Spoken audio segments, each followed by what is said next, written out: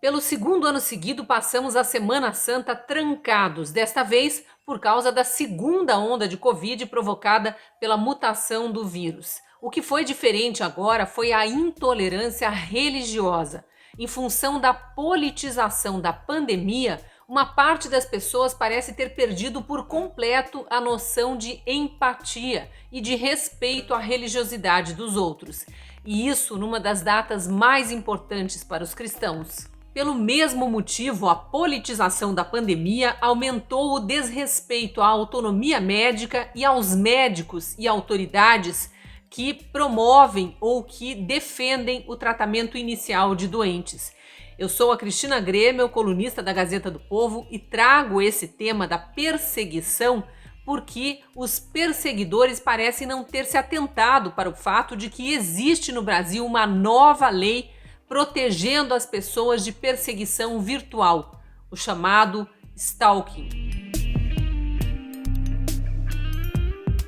O primeiro assunto é perseguição a líderes religiosos. Para contextualizar, na semana anterior à Páscoa, o Instituto Brasileiro de Direito e Religião, uma entidade formada por advogados, teólogos e outros estudiosos desses temas, direito e religião, enviou uma carta aberta aos ministros do STF. Nessa carta, pastores de várias igrejas pediam a celeridade na análise de ações contra os decretos de fechamento de igrejas e também pediam a liberação dos cultos.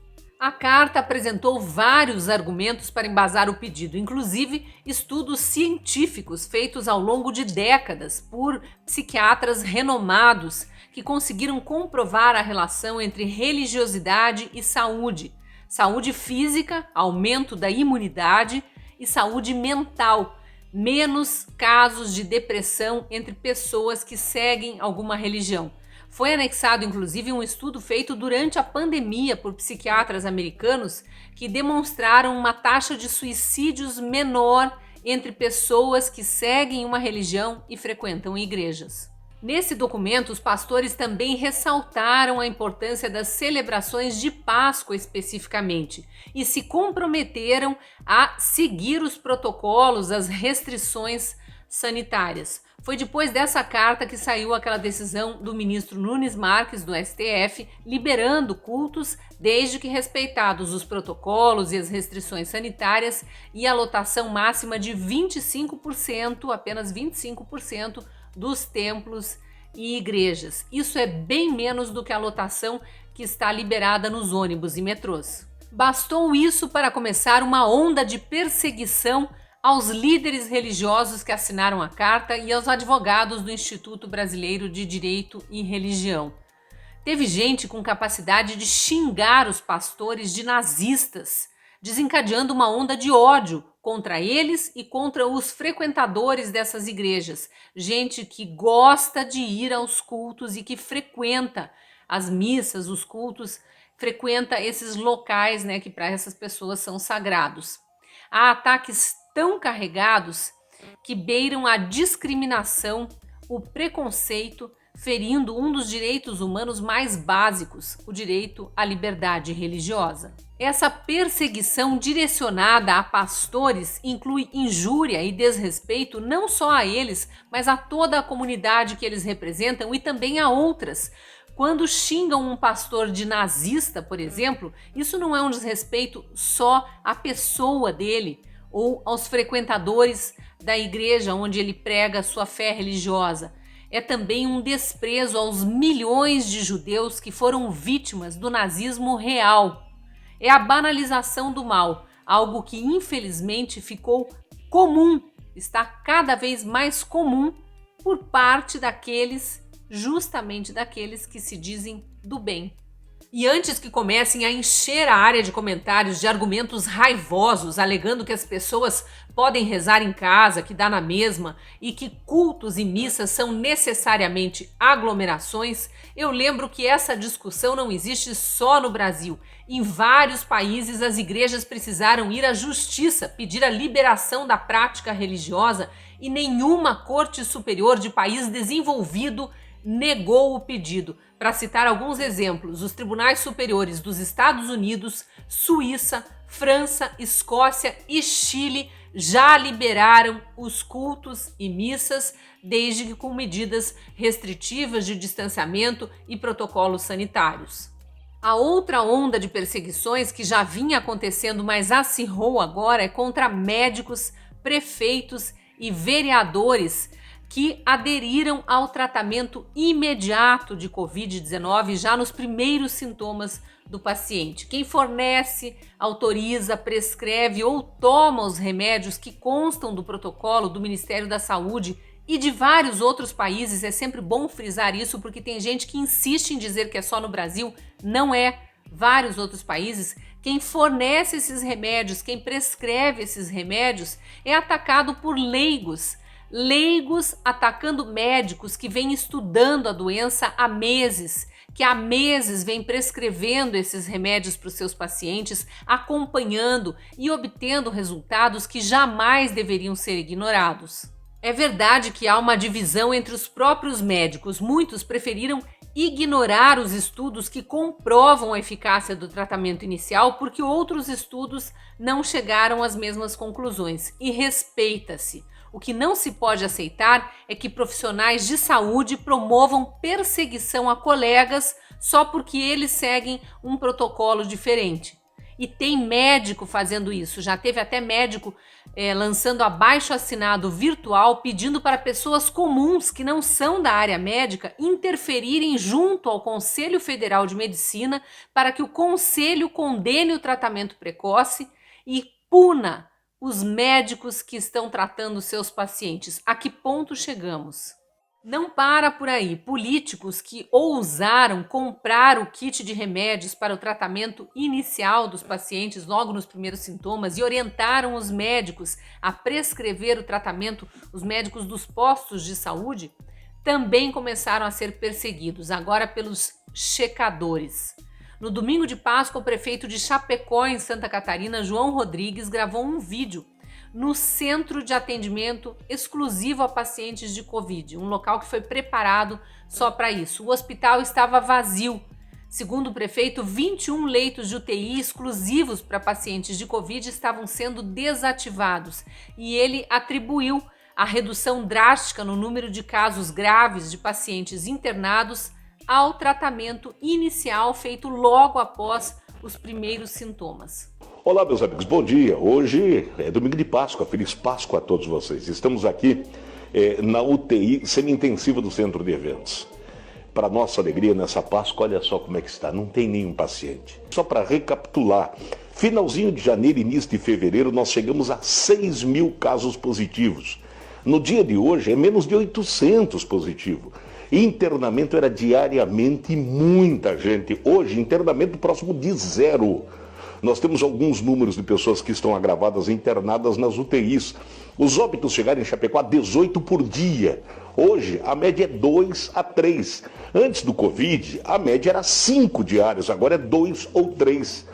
Como é que nós chegamos a tudo isso? Pelo amor de Deus, a coisa mais simples do mundo. Basta ter foco, fé e coragem e união de uma sociedade. Aqui em Chapecó nós adotamos todos os protocolos. O protocolo do tratamento precoce também foi adotado. Atenção, prefeitos e governadores, não tenham medo. Abram suas portas, tratem os seus pacientes com tudo aquilo que é possível. Pela ciência também, claro que sim. Mas permitam que os médicos que têm vontade de fazer o tratamento precoce façam. Dê apoio. Foi o que nós fizemos em Chapecó. 3 ambulatórios, um especificamente tratamento precoce. Mas não é só isso não. Nós abrimos todas as unidades de saúde, mais do que isso, fizemos a testagem rápida. Então o conjunto da obra é começo, meio e fim. No dia seguinte já tinha gente dizendo que era mentira, porque no site da prefeitura constava a ocupação de 100% dos leitos de UTI. Para combater a desinformação e a perseguição, o prefeito deu entrevistas esclarecendo que Chapecó é uma cidade polo da região que recebe doentes de outras cidades e que as UTIs não estavam lotadas de pacientes de Covid, que os únicos pacientes de Covid ainda em estado grave eram aqueles que já estavam internados antes, há semanas, e que não fizeram o tratamento inicial. Esse mesmo tipo de perseguição já tinha acontecido semanas atrás com outro prefeito da cidade de São Lourenço, em Minas Gerais. Ele também gravou o vídeo dizendo que tinha reduzido drasticamente o número de casos graves e que não havia mais mortes na cidade por causa de Covid. O prefeito José Lessa, que é médico, foi contestado e passou a ser perseguido depois de ter anunciado os resultados na cidade. Tentaram desvirtuar os números, classificaram de fake news o que o prefeito estava divulgando oficialmente, e ele também foi rápido em vir a público para mostrar que os checadores é que estavam mentindo, porque não checaram o que de fato estava acontecendo, quem eram os pacientes que ainda estavam internados. Segundo o prefeito, os leitos hospitalares e de UTI passaram a receber pacientes de cidades vizinhas que não tinham se tratado nos primeiros sintomas, entraram para uma fase mais grave da doença, precisaram de internação, mas na cidade deles não havia leitos. E como São Lourenço estava controlando já a situação de Covid na cidade, ofereceu para esses moradores de cidades vizinhas os leitos que estavam desocupados. Agora, a perseguição se volta contra um vereador que se deu ao trabalho de ir até São Lourenço conhecer a experiência bem-sucedida de lá e, quem sabe, levar para sua própria cidade essa experiência. Veja o que aconteceu com esse vereador. Olá, meu nome é Cristiano Caporeso e eu sou vereador em uma das maiores cidades do Brasil, Uberlândia. Recentemente eu estou sendo terrivelmente perseguido porque defendo a adoção do tratamento precoce no combate ao Covid-19. Também fui capa do jornal Diário de Uberlândia, aonde eles relatam que eu recebi uma representação na comissão de ética porque defendi o tratamento precoce. Tudo isso começou quando eu viajei mais de 600 quilômetros para São Lourenço, uma cidade do sul de Minas, tentar encontrar uma solução para o caso desastroso que está acontecendo em Uberlândia, que muitas pessoas estão morrendo por causa do Covid. Lá chegando, eu encontrei o Dr. Lessa, que é médico há mais de 40 anos e é prefeito na cidade.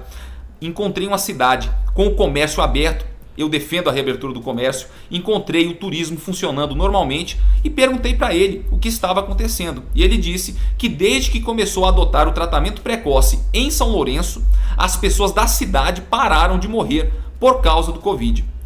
E o que as hienas que estão articulando das sombras para tentar me derrubar argumentam? Que lá os leitos estão lotados. Mas o que eles omitem é que esses leitos estão lotados não por pessoas de São Lourenço, mas sim porque São Lourenço atende toda a micro-região. E é uma bolha de sucesso em meio a diversas cidades que estão tendo uma conduta desastrosa no combate ao Covid. E creio eu que isso é decorrente da não adoção do tratamento precoce. É triste ver justamente a turma que se diz tão empática, tão preocupada com os mais vulneráveis, com discriminação, discriminando pessoas de fé que querem ir na sua igreja, respeitando protocolos sanitários, restrições, medidas de distanciamento, ou discriminam pessoas que apenas querem tratar os doentes, médicos e autoridades que propõem o tratamento inicial para os pacientes já no começo dos sintomas. E não são médicos e prefeitos negacionistas, como esse pessoal do ódio do bem adora dizer. Não são. Tanto que eles defendem o tratamento inicial, mas defendem também a continuidade das medidas restritivas, dos protocolos sanitários e a necessidade da vacinação das pessoas saudáveis. É duro ter que ficar repetindo, mas eu vou falar de novo o que já disse em outros vídeos. Vacina é para quem está saudável. Quem está doente precisa de tratamento. Uma coisa não inviabiliza a outra. Parem de taxar de irresponsáveis os que defendem o tratamento inicial logo nos primeiros sintomas. Não são irresponsáveis, não é porque você defende se tratar de uma doença quando ela te ataca que você ignore a necessidade de vacina ou a necessidade de um distanciamento social, de um protocolo sanitário para evitar o contágio. É bom esses adeptos de campanhas de cancelamento que perseguem mesmo quem pensa diferente ficarem atentos, porque já existe lei que transformou em crime a perseguição. Crime que dá cadeia, até 2 anos de prisão mais multa. A lei, chamada de Lei do Stalking, foi aprovada no dia 31 de março e já foi sancionada pelo presidente da República. Ela acrescentou um artigo no Código Penal para prever o crime de perseguição. Abre aspas para o que diz esse artigo: perseguir alguém reiteradamente e por qualquer meio, ameaçando-lhe a integridade física ou psicológica, restringindo-lhe a capacidade de locomoção ou de qualquer forma invadindo ou perturbando sua esfera de liberdade e privacidade. Fecha aspas. Liberdade é uma palavra ampla que inclui as questões de religião e saúde. O procurador da República, Ailton Benedito, do Ministério Público Federal de Goiás, um dos que mais tem falado em favor da autonomia médica no Brasil, divulgou nas suas redes sociais exemplos de aplicação dessa lei. Segundo ele, a lei do stalking presta-se à proteção do exercício de qualquer trabalho, ofício ou profissão, protege o exercício autônomo do ato médico e o direito dos pacientes ao atendimento de saúde, atendimento integral, inclusive pacientes de Covid-19. E ele ainda desenha, para quem se fingir de desentendido, o sujeito ativo desse crime, quem comete o crime de perseguição, é qualquer pessoa penalmente capaz de ser autor de um crime.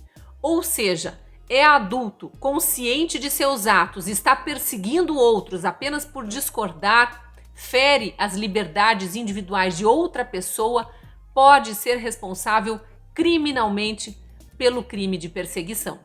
Parem de pregar contra a fé dos outros. Se você não segue nenhuma religião, não acredita na força da oração coletiva, não entende a necessidade que milhões de pessoas sentem de ir até um local de culto para rezar, respeite quem escolheu viver assim. Guarde essa energia toda para recriminar quem efetivamente desrespeita as normas de segurança, os protocolos sanitários. Em vez de ficar recriminando quem quer tratar os outros, se tratar ou rezar, aponte o erro de quem efetivamente está espalhando o vírus, contribuindo para o aumento do contágio. Deixe em paz quem está rezando. Acredite, quem vai a um templo rezar, a uma igreja, quem frequenta um culto, uma missa, normalmente não reza só por si, reza por todos nós. Merece agradecimento, apoio e não perseguição. E você também está cansado dessa cultura de cancelamento, perseguição, negação da verdade, deturpação dos fatos, checagem que não checa nada, apenas mente para desvirtuar, confundir? Deixa aí seu comentário. Se não for nosso assinante, também te convido a apontar a câmera do celular para o código que aparece na tela. Ali tem uma promoção. Sendo nosso assinante, você ajuda a manter vivo um jornalismo que defende convicções e valores que são os mesmos da maioria dos brasileiros. Te espero lá na Gazeta.